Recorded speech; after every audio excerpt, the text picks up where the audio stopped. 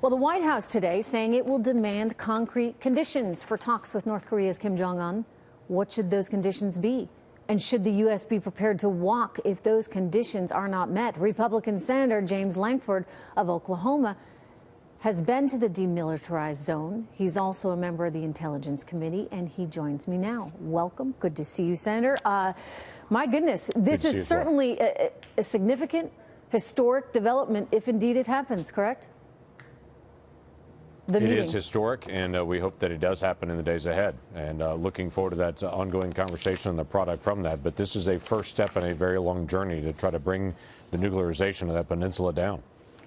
You know, it's my understanding that there has been no reporting amongst the North Koreans of this, that Kim Jong-un has positioned himself within his country as being very adamant that they have to have these nuclear weapons.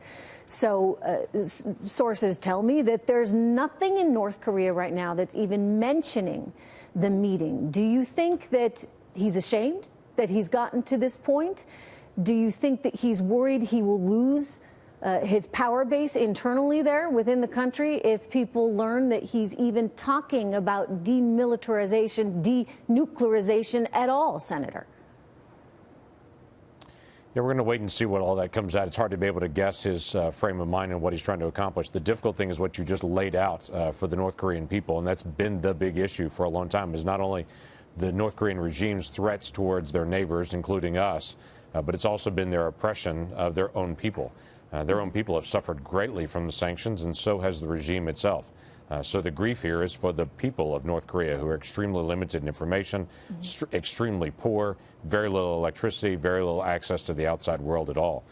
That changes if Kim Jong-un decides he's going to back away from his nuclear ambition. So the best thing for the people of North Korea is for their leadership to stop trying to threaten the rest of the world, but to be able to get in step. They could have better food, they could have more electricity, they could have better medicine, they could have all of those things if they actually engage with the rest of the world rather than threatening the rest of the world. Yeah.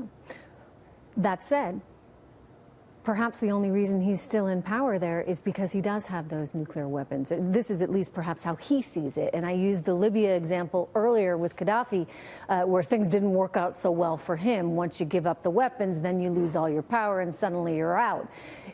Is that a risk that you think Kim Jong-un is contemplating right now?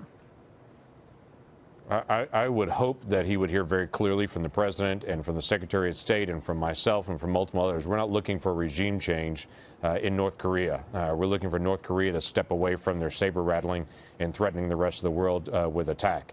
I think at times he believes the only way he stays in power is if he maintains nuclear weapons. I think the only way that he loses power is if he maintains nuclear weapons. So if he will step away from that, obviously, we want to work with the people of North Korea to be able to help in a humanitarian way in the days ahead, but we're not going to do that if he is a nuclear power trying to threaten the rest of his neighbors. All right. Well, we'll be watching it very carefully. The whole world will be watching this very carefully and hoping you all are able to get something accomplished here to keep everyone safe. Thank you, Senator.